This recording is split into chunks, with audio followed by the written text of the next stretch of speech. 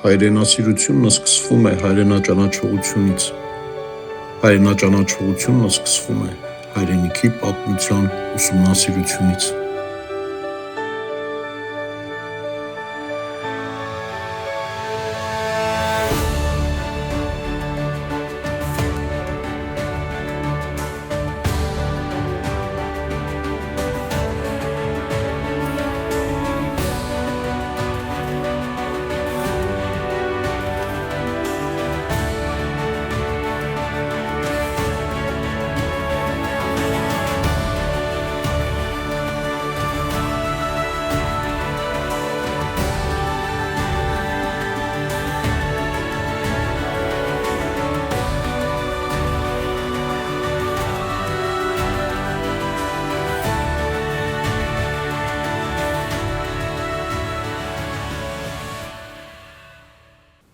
Բարև ձեզ, հարգելի հայրենակիցներ,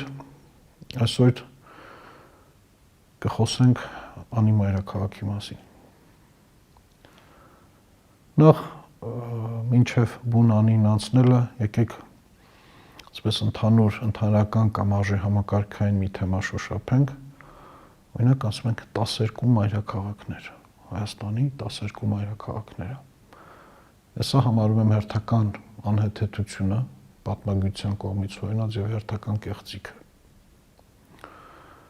Ինչու 12, որը մեկը չգիտի եւ անկեղծ ես էլ չգիտեմ, թե ով է 12 մայրաքաղաքներ տերմինը շրջանառության մեջ գցել, բայց եկեք մի հատ տրամբանական փոքրիկ զրույց։ 1045 թվականին, երբ կործանվեց Բագրատույների թագավորությունը, վրացական, բյուզանդական, թուրքական, հայկական աղբյուրներում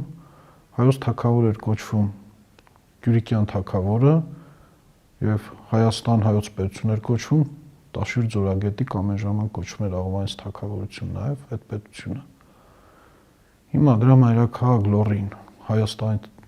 մայրաքաղաք չէր եւ պետությունը Հայաստան էր կոչվում։ Ասենք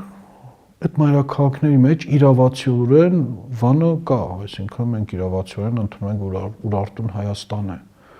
բայց մեր թվարկությունից առաջ 7-րդ դարում այս պետության մայրաքաղաքը դարձավ Ռուսանխինիլին։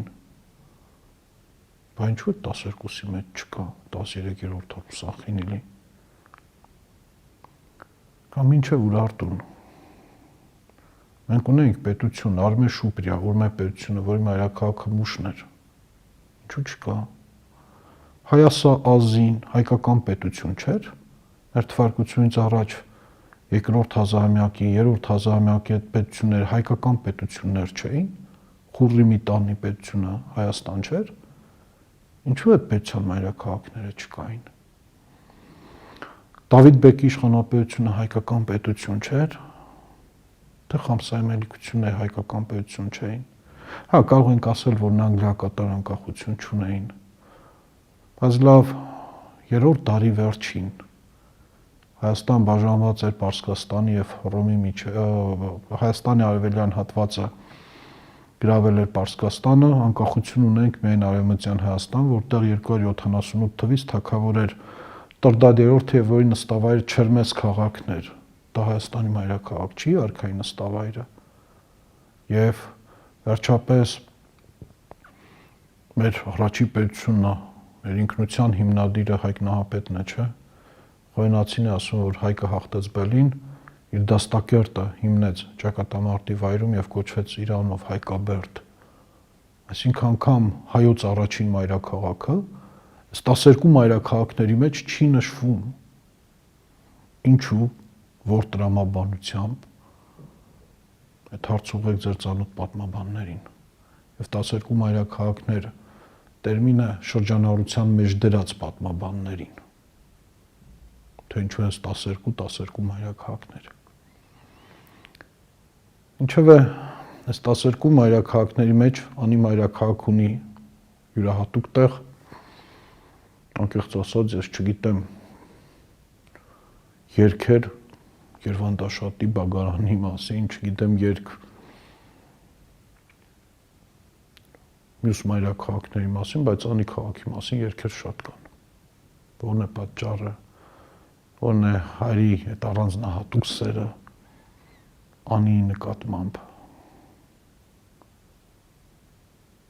Բանն այն է, որ Անի ֆենոմենը իսկապես մեծ էր, ֆենոմենալ քաղաք էր։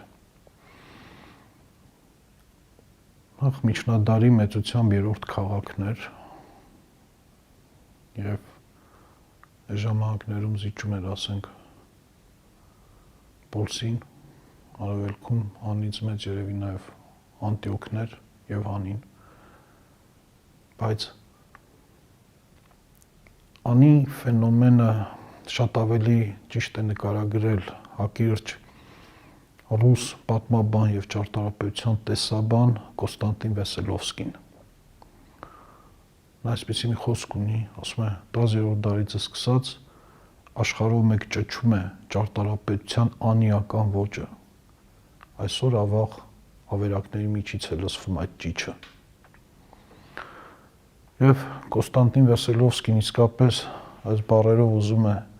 շեշտել, որ ճարտարապետության անիական ոճը միջնադարից տարածվեց ամբողջ աշխարհում եւ տիրապետող դարձավ։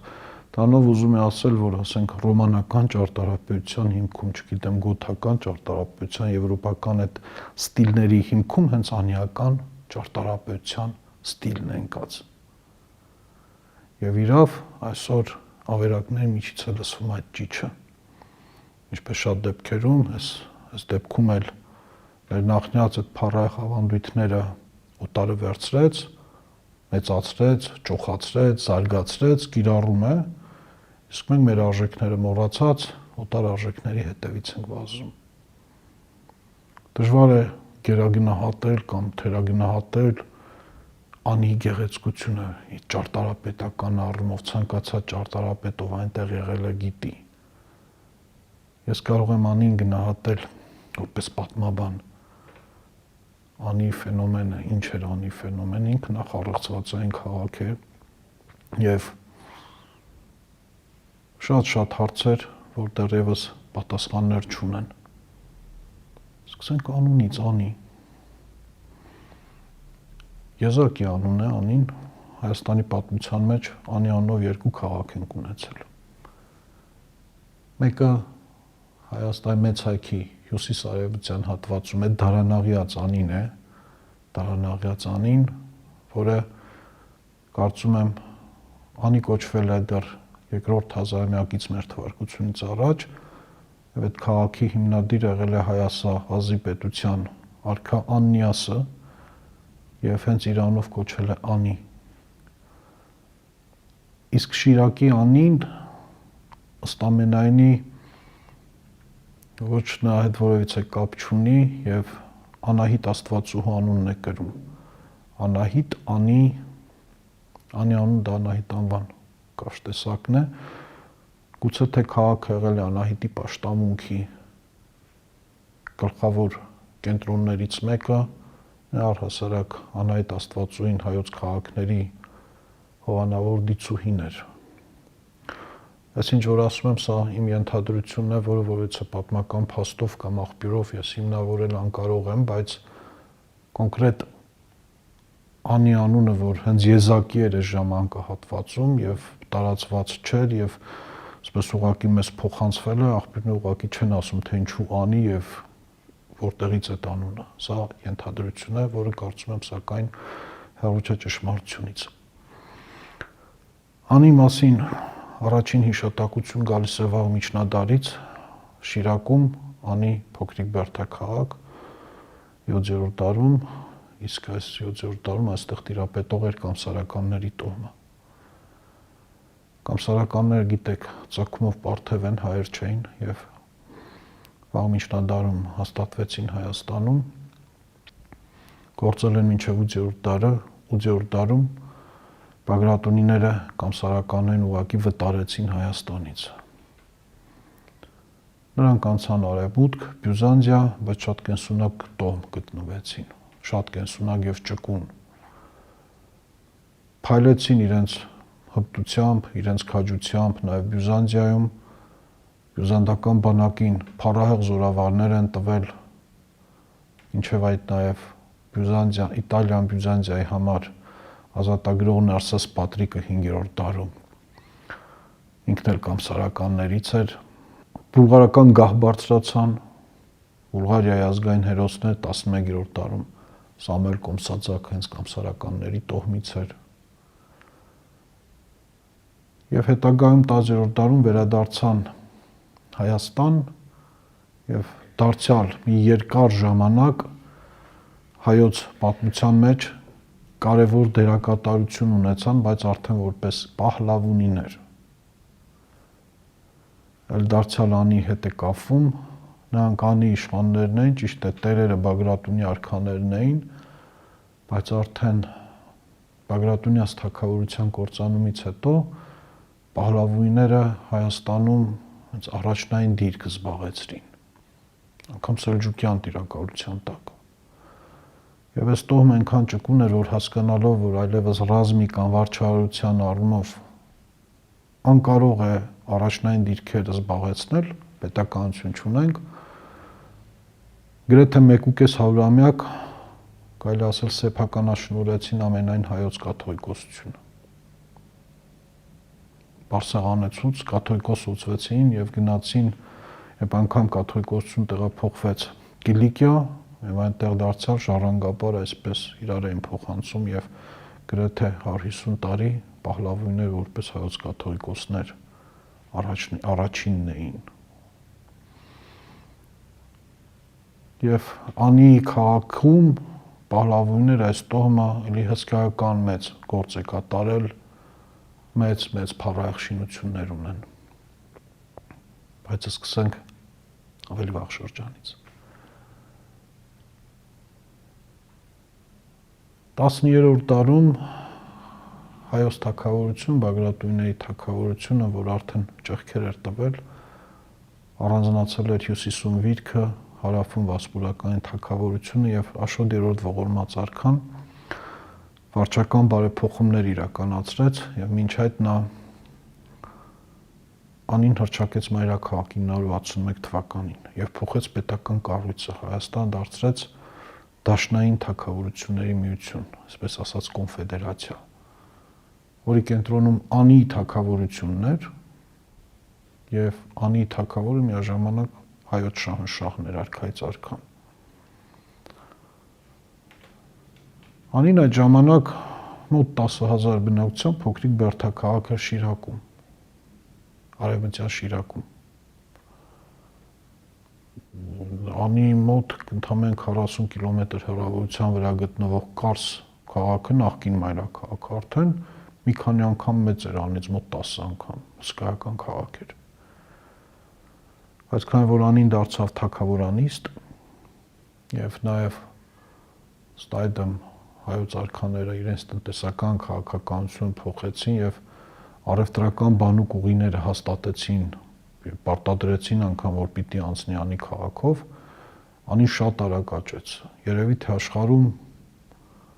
մեն դարձյալ հայոց արշակավան քաղաքը, որ նման արագ աճել է, երբ Արշակ արքան հիմնեց այդ քաղաքը, պատմիչներն ասում են, որ ընդամենը 2 տարվա մեջ այստեղ հաստատվեց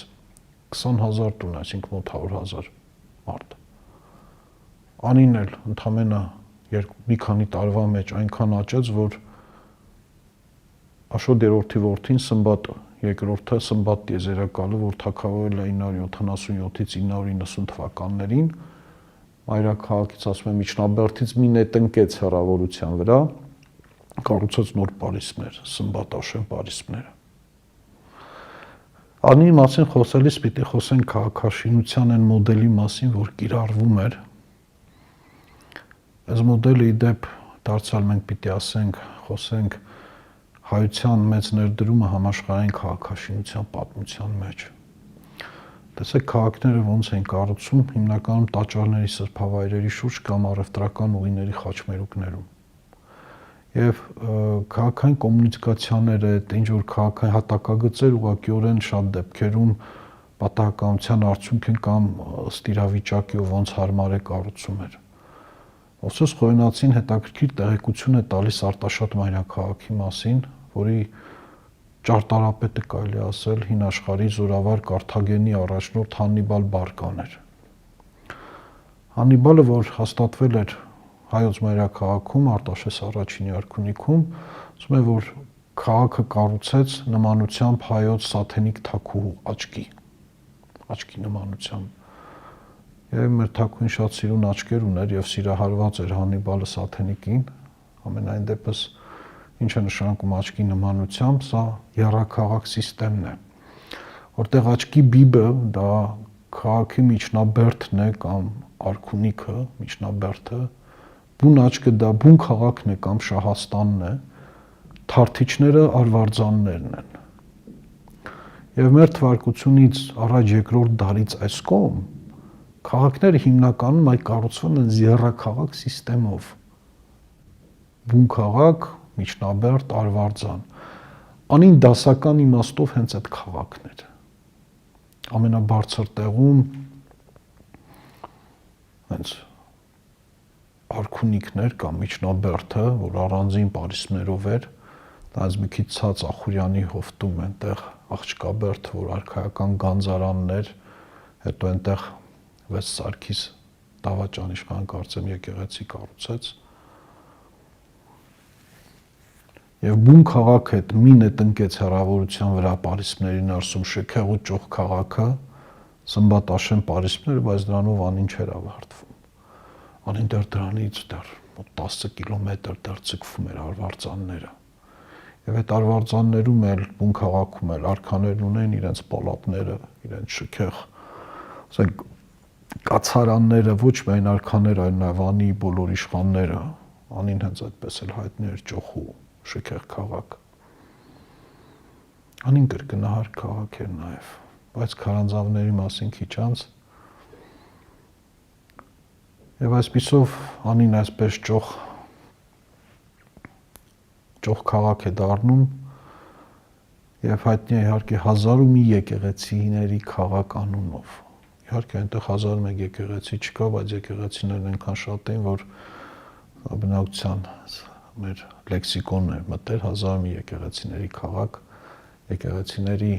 պսակը համարվում է Մայր տաճարը, Տրտած ճարտարապետի կառուցած 1001 թվականին, իհարկե փառահեղ եկեղեցի է, շատ շքեղ, շատ գեղեցիկ, շատ սիրուն, դեռ քաղաքի առանձին կառույցների մասին կխոսենք, դեռ անցնենք Բունանի պատմությանը։ Անին Հայաստանի մայրաքաղաքներ մինչև 1045 թվականը։ 1045 թվականին Պետրոս Գետադարձ կաթողիկոսի դավաճանության արդյունքում բյուզանդացիների վերջո կարողացան գրավել անին եւ իրենց ձեռքում քաղաքը պահեցին 19 տարի։ 1064 թվականին անին գրավեց Սելջուկ սուլթան Ալփասլանը եւ անիում հաստատվեց Սելջուկյան տիրակալություն։ Սելջուկները անին հանձնեցին Ծագումով Քուրդ Շադադյաններին, ովքեր անին իրենց սուլթանության նստավայրը սարքեցին, դարձրին եւ այնտեղ բավականին կառույցներ ունեն։ Իսկ Շադադյաններից քաղաք ազատագրեցին Զաքարյանները եւ անին դարձավ Զաքարե Զաքարյանի մայրաքաղաքը։ Պետք է խոստովանել, որ Զաքարյանների շրջանում անին շատ ավելի ճոխ ու զարգացած էր, շատ ավելի հռչակված էր, քան բուն Բագրատույների թագավորության շրջանում։ Դե բնականաբար Զաքարյան պետությունը շատ ավելին էր միջազգային հեղինակությունն էլ, թե իր նաև ամբողջ իր ֆինանսական, նյութական կարողությամբ էլ շատ ավելին էր, քան Բագրատույների շրջանում էր թագավորությունները։ Ցավոք սրտի Զաքարյանների այդ պետությունը երկար կյանք չունեցավ եւ 1236 թվականին մի հսկայական բանակ պաշարեց անին։ Անի տերը Զաքարե Զաքարյանի որդի Սարգիս Շահնշահ Զաքարյանն էր։ Նրա դեմ կռվում էր մոնղոլական մեծ բանակը եւ մոնղոլական զորքի ուղիղ կեսը հայկական գնդերն էին։ Այն իշխանները, ովքեր հպատակություն էին հայտնել մոնղոլներին իրենց գավառներ ավերածությունից զերծ պահելու համար, միացել են մոնղոլական զորքին եւ ջանք չէին խնայում գրավել Հայաստանի մայրաքաղաքը։ 1236-ի մոնղոլները գրավեցին Անին եւ սկսվեց Անի անկումը։ Դրանից արդեն 100 տարի անց պիտի ասել, որ Անի քաղաքը այլևս չկար։ 14-րդ դարում, մինչ որ հզոր երկրաշարժից ցնցվեց, ավիրվեց, մինչև արդեն հայաթափվել էր, Անից սկսվեց մի հսկայական արտագաղթ եւ անեցիները հիմնականում հաստատվեցին Ղրիմում, Արևելյան Լեհաստանում, ներկայիս Ուկրաինայի եւ Լեհաստանի տարածքներում, բայց Անին վերջնականապես ավերվեց հենց հայ ձեռքով։ Հարյուրամյակներ շարունակ Անին դարձավ քարհանք շրջակա բնակավայրերում բնակվող հայության համար։ Գալիս են Անի սրբատաշ քարերը հանում, քանդում, շինություններ, եկեղեցիներ, պարիսպներ, պալատներ, տանում իրենց համար, չգիտեմ, տներու գումեր սարքում։ Այն ինչը, որ նախորդ տասնամյակներում անում էին այնտեղ հաստատված թուրքերը, քրդերը եւ ադրբեջանցիները, հարյուրամյակներ շարունակել են մեր հայրենակիցները։ Ինչ այսօր ներկայացնում Անին։ Անգամ ավերակ վիճակում փառահեղ քաղաք է, գեղեցիկ քաղաք է։ Անին բաժանված էր պողոտաների եւ փողոցների, գլխավոր իհարկե բուն պողոտան էր, կոչվում էր բուն պողոտա, որը կապում էր ավագ դուռը միջնաբերդի հետ,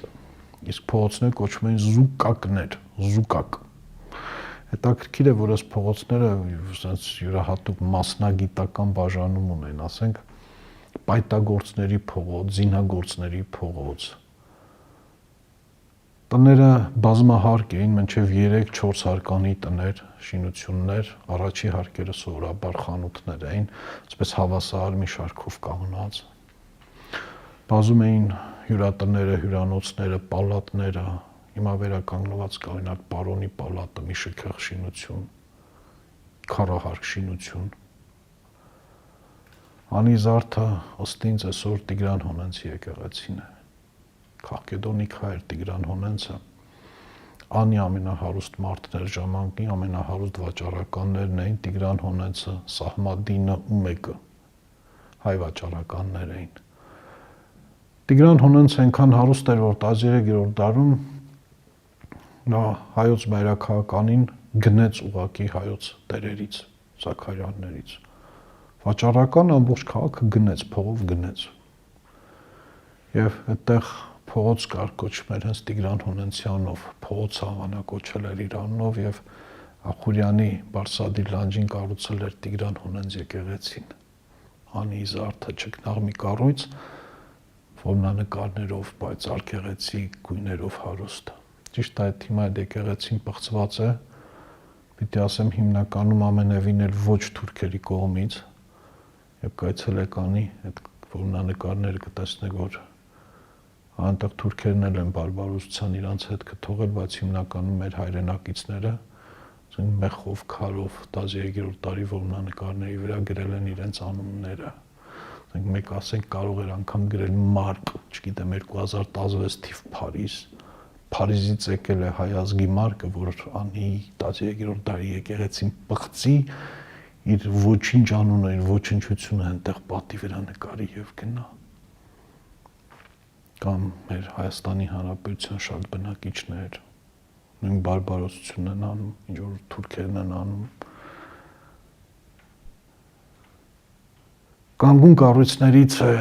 մայր տաճարը այսօր Թուրքիայի իշխանությունները վերանորոգում են Մանուչեի մզկիթը, որ ժամանակին եղել Անի մաքսատունը, մի գեղեցիկ կառույց Ախուրյան գետի վրա եռահարկ կամուրջ, միջնադարյան պատկերացնում եք եռահարկ կամուրջ, որ կապել է Ախուրյան գետի երկու ափերը, այնտեղ Սուրբ Գրիգոր եկեղեցին, Սուրբ Փրկչի եկեղեցին, մեկը կիսակառույց է, կեսն է կա եւ ամրացման աշխատանքներ են անում, պեղումներ են կատարում։ Բարեբախտաբար թուրքերը այսօր փոխել են իրենց վերաբերմունքը հայկական մշակութային արժեքների նկատմամբ, եթե առաջ բարբերաբար ոչնչացվում են այդ արժեքները,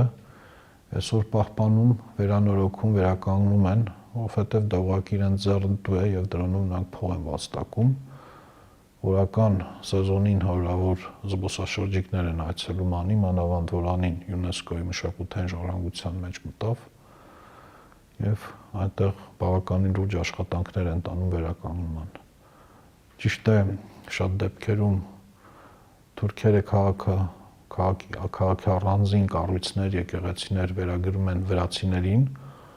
օրինակ վրացական եկեղեցի է, բայց դրա մեղավորը այնքան էլ թուրք ու վրացին չի, որքան մեր եկեղեցին, իր ով առաքելադավան չէ, հայ չէ, պառակտիչ եւ դավաճան կարգախոսով։ Եվ արդյունքում քաղկեդոնական հայ եկեղեցիները ուղղակիորեն վրացուն են նվիրում։ Եթե հայեր դուք չեք ընդունում, որ կա հայ քաղկեդոնական կամ հայ քաղկեդոնական եկեղեցի, վրացիները գրկաբաց ընդունում են, թուրքերն էլ իրանց դաշնակից վրացիներին են տալիս ու ումից եք նեղանում, ունեք իրավունք նեղանալու։ Ինչպես ասացի, ինքը նաև լավ պաշտպանված է, ժամանակի համարվում էր ամենազորեղ պաշտպանություն ունեցող քաղաքը։ Մեսկայական հրվանդանի վրա էր թերակղզի հիշեցնող հրվանդան, մի կողմով Ախուրյան գետն է, այսպես երիզում անին, խորը կիրճի մեջ, երկու գեղեցիկ ձորակներ, մի մեծ ձորակ կոչվում է Ծաղկոցաձոր, Ծաղկաձոր, եւ մյուսը կոչվում է Գայլաձոր։ Գալիս են այս ձորակները միանում Ախուրյան գետի մոտ, եւ միայն մի հատվածից քաղաք, որ մատչելի կարող է լիներ, այստեղ սմբատաշեն պարիսպներն էին, մի քանի շարք պարիսպներ եւ նաեւ ամրացված էր քաղաքը խոր ու լայն մի խրամատով, ջրով լցված խրամով, որը նաեւ ավելի անառիկ էր դարձնում պարիսպները։ Անի պարիսպներում կիրառված էր նաեւ Կեղծկալ դարպասի գաղափարը, որ միջնադարում այդ քաղաքաշինության հետաքրքիր մոդել է, որ դարձյալ մեր հայությունը այդ գաղափարը մտցրեց համաշխարհային էլի քաղաքաշինության մոդելի մեջ։ Ինչ է Կեղծ դարպասը։ Այսինքն արտակ մի քանի շարք, երկշարք ասենք պարիսպներ են եւ դարպասն է քաղաքի, որը թշնամին հսկայական ուժեր ծախսելով խորտակում է եւ թվում է քաղաքում է հայտնվում, բայց երկրորդ դարպասը, երկրորդ պարիսպի դարպասը դրա ուղիղ դեմը չէ, այլ ասենք կոնկրետ անինը պիտի մոտ 50 մետր ձախ գնաս եւ նոր հայտնվի բուն դարպասը։ Այդ Կեղծ դարպասի գաղափարը հենց ամրացնում է քաղաքը, այսինքն եթե անգամ առաջի դարպասը խորտակում է թշնամին, երկրորդ դարպասին հասնելու համար խաչաձև կրակի տակ լինելով այդ նեղ պարիսպների արանքով պիտի գնա, որ հասնի այդ դարպասին։ Հրաշալի գաղափար է եւ այդ ավագ դուռը, որ քարահարկ զորեղ աշտարակն է հսկում քաղաքի վրա։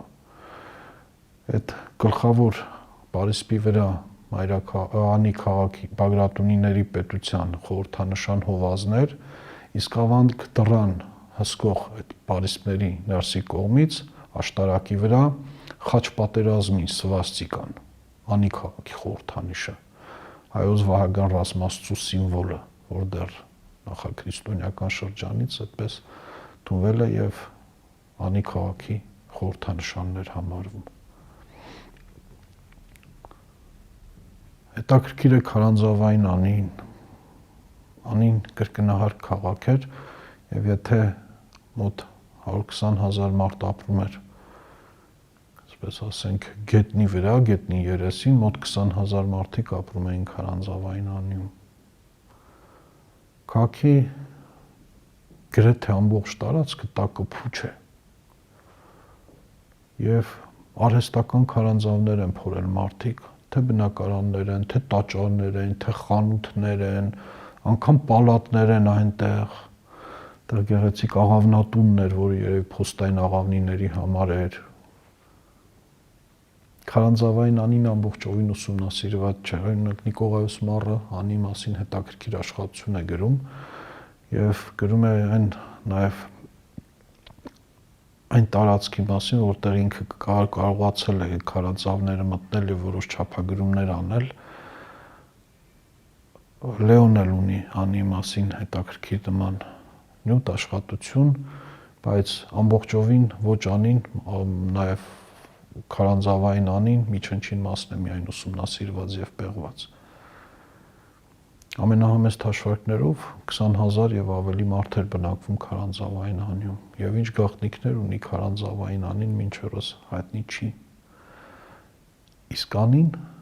գաղտնիքներ շատ ունի, մասնավորապես եթե հաշվենք, որ քաղաքը 11-րդ դարից մինչև 14-րդ դարի կեսերը գոյատևել է, կար շեներ, ճոխեր եւ ուներ 120,000 միջին քանակություն բնակչություն եւ ամեն 100-ամյակում 4 սերունդ, նշանակում է, որ այս ժամանակահատվածում անյում առնվազն 2.5-3 միլիոն մարդ է ապրել։ Բայց տարօրինակ է, որ անի քաղաքի շրջակայքում 40 կիլոմետր շրջանագծով որևիցե միջնադարյան գերեզմանատուն չկա եւ չի պահպանվել։ Անհնարին է, որ չլիներ պահպանված։ Որտեղ են թաղել միլիոնավոր այդ մարդկանց։ Էլի գիտության անհայտ հարցերից մեկն է։ Բնականաբար դիակիզման մասին խոսք լինել չէր կարող միջնադարում, եկեղեցին դա կատեգորիկ կարգել էր։ Գուցե այդ Փարիզի նման կատակոմբաներ են եղել հենց այդ Քարանձավային անին, այդտեղ է թաղումներն արվել, դժվար է ասել։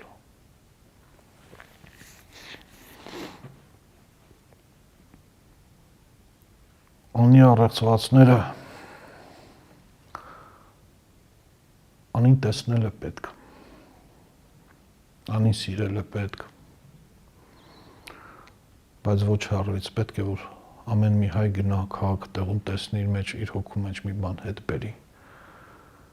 Բայց ցավոք սրտի ինչպես շատ դեպքերում անին մեզ համար միայն հուշ է, երգ է, բանաստեղծություն է, բայց երբ գործը հասնում է, որ իսկապես պետք է սիրել թեկուզ պատմական հայրենիքի հետ մի կտորը, որ մի գործողությամբ մենք դա չենք անում, մասնավորապես այսօր Երբ ես ստիպված եմ իմ խոսքի մեջ համեմատել մեր ոսոխին, մեր արևմտյան հարևանին եւ մեր կեցվածքը ցավոք սրտի ամեն ինչ նրանց օգտին է լինում, անի քաղաքի դեմ դիմաց Ախուրյանի ծախապին քարհանքեր են, տուֆի հանքեր են։ Եվ Թուրքիայի կառավարությունը 2-3 անգամ զգուշացրել է մեր կառավարությանը, որ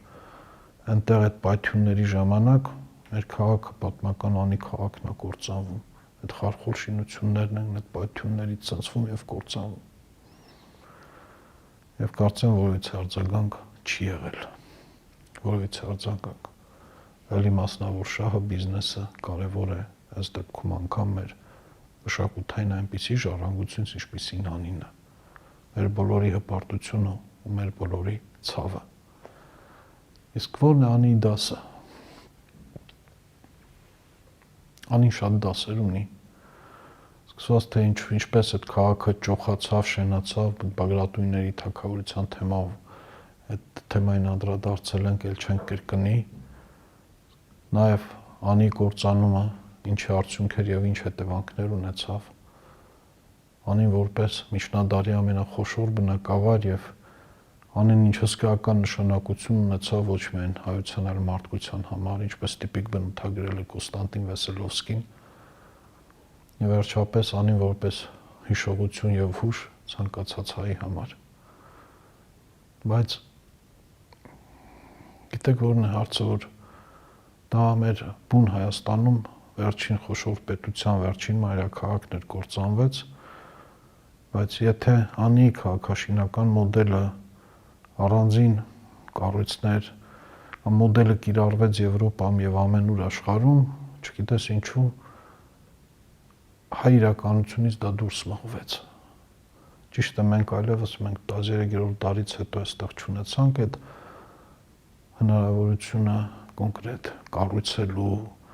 վերականգնելու, ինչ որ մեր պատմական կառույցների թեկուզ կրկնօրինակներ ունենալու, բայց գոնե մեր օրերում ունենք։ Ես հիշում եմ իմ լավ ընկեր Սամվել Կարապետյանի մի խոսքը, երբ նա խոսում էր Յացած Զվարթնոցի տաճարի մասին, ասում էր, որ 7-րդ դարում էր նախնիները այնպիսի մի փառքի կոթող կերտեցին, մի այնպիսի հիասքանչ տաճար, որ անգամ այսօր 21-րդ դարում մենք չունենք այդ համարձակությունը Զվարթնոցատիպ ինչ որ մի բան կառուցել։ ունենք չէ հնարավորություն Երևանում Սուրբ Գրիգոր Լուսավորիչ եկեղեցի կառուցեցին, մեր ճոխ եկեղեցիներն այսօր կառուցվում, բայց Զվարթնոցի տեսակը կառուցելու կրկնելու այդ հանճարեղ ինչ որ կառույց անելու այդ համարձակությունը անգամ այսօր չունենք։ Ես չգիտեմ, մենք կգա ժամանակ, որ կարող ենք եւս մեկ անի ստեղծենք եւ շատ ավելի լավ պահենք, փայփայենք, քան մեր միջնադարյան մայրաքաղաքականիներ։ Անկեղծ ասած, այնքան էլ լավատես չեմ, որովհետեւ մենք երբ ունենք արժեքներ, այդ արժեքները չենք խնամում։ Շատ հեշտությամբ կորցնում ենք, ապա սկսում նրա մասին լացել վշտանալ։ Դժվարությամբ ձեռք ենք բերում ազատությունը, հաղթանակը հեշտությամբ եւ դավաճանությամբ ընծայում թշնամուն։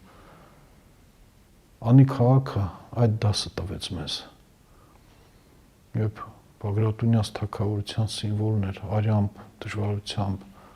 ունեցանք քաղաք, ինքը շենացավ, ճոխացավ, փառքի հասավ, ատենագրություն ասում է տիեզերական քաղաքանի, եւ նա Տերը Սմբատ Արքան դրամայել կոչվում է տիեզերական, որովհետեւ Տերն էր տիեզերական քաղաքի անվո, բայց շատ հեշտությամբ դավաճանությամբ այն տալիս ենք թշնամուն նվիրում։ Արդյոք նման չէր անին մեր այսօրվա իրականությանը եւ արդյոք անին ու Շուշին նույն ճակատագրին չարժանացան։ Համատեք ինքներդ ու այդ զուգահեռները դուք ինքներդ տարեք։ Այսօր այսքանը, շնորհակալություն։